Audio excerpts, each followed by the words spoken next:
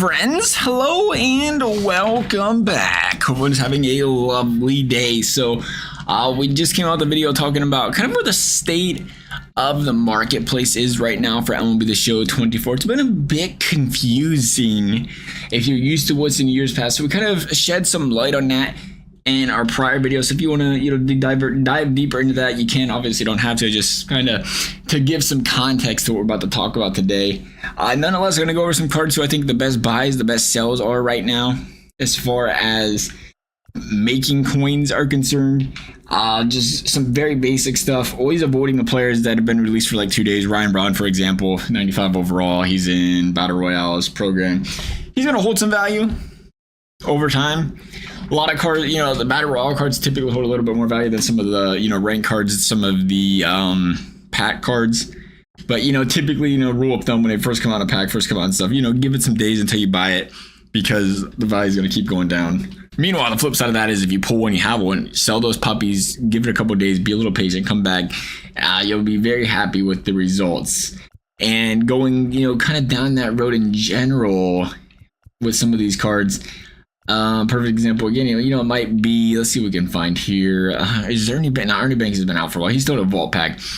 Who is Jim Tomey's been out forever? Trying to think who is. I should just go back and look. Johnny Bench is an example, I guess. Johnny Bench out of packs now. But, when he's in packs, I don't like Johnny Bench actually. I don't like the catcher idea. Let's go to... I didn't mean for this to take this long. We'll just look at one of these cards. This will do. Well, this will do for now. Corbin Burns is an example. He's currently in a vault pack. But let's say he's one of the headliners, or there's a pack that guarantees one of these. It's going to kill his price. He's going to fall down. He's going to continue to go down. Just like, Spring Breakouts. That would have been a good example. Spring Breakouts are swell players right now. They're currently in ranked things. They're currently in programs. Typically, anything that's in programs, their value is just torched. Not torched this bad, but typically it's torched until that program nears an end, until people start completing it, until, you start to see it dissipate. And I think we'll see that with some of these swell players. We'll see it with the Spring Breakout players where, once the program's ending or once it loses flavor, really, because the Season 2 program, technically, it doesn't really ever end. And that's kind of, what sketches me out about having these cards and investing in them in general. Is because it never ends. They can kind of keep their value down a little bit. I'd imagine it bounces a little bit. But what I'm looking at is understanding the fact that a lot of these players' prices are going to be driven by one thing, and that is the seasonal collection.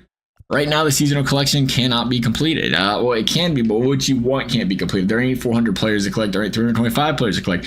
There is, if I'm calculating properly, there's about 264 players, which means you cannot get any of the 99 overalls. But I would assume in the next week or so you can. And once that week or so comes around, we're going to see people start buying the players. We're going to see people start collecting the players. And once they start collecting them, once the players start becoming no sells, they start to dry up on the marketplace a little bit. And all of a sudden, that's when you're going to start to see the prices take up a little bit. You're going to see some opportunities to make some coins. Some of the prices are going to spread out a little bit.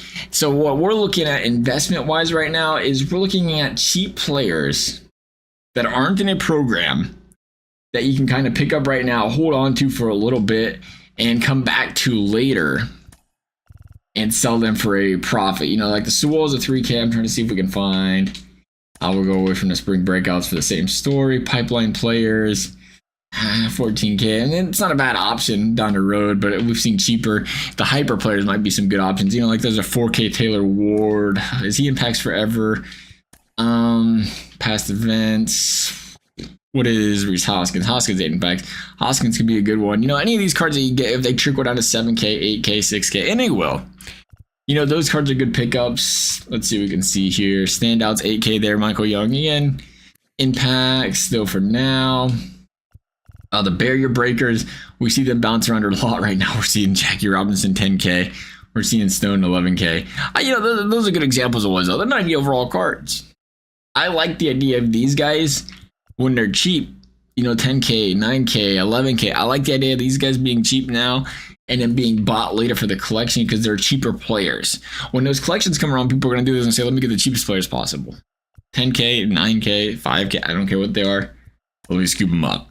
So we're trying to capitalize on that right now where people aren't doing that. So the prices are kind of torched because they can't complete the collections. When they be able to start complete the collections, I would expect these prices to go up. So even, the 84s, like I like the Colton Wong. I really like the Colton Wong. I mean, we're already seeing his price kind of jump up a little bit there. But, you know, a prime example, if you can get these guys for 900 stubs, of course, that's going to be people's first choice. Let me get the 900 stub guy because that's the cheapest part of the collection. You're going to pay 900 stubs or you're going to pay 25K. It doesn't matter if it's an 84 or 90. If it's not going to be a player on a team, which is what typically happens. Let's be honest. Most people don't use the players in their collection, but, you know, obviously 9 of them. The rest are just there to be filled up so they can get the 99 overall cards. In that case, you say, let's get the cheapest one. Well, if Colton Wong's the cheapest one because he's 1,200, people keep buying, and that price is going to keep going up because he keeps getting taken off the market because he's getting locked into collections. So I love the Colton Wong. I really like Tony Clark for the same exact reason. You know, he's 5K now, but you probably buy 10 of them, buy 20 of them, buy 30 of them.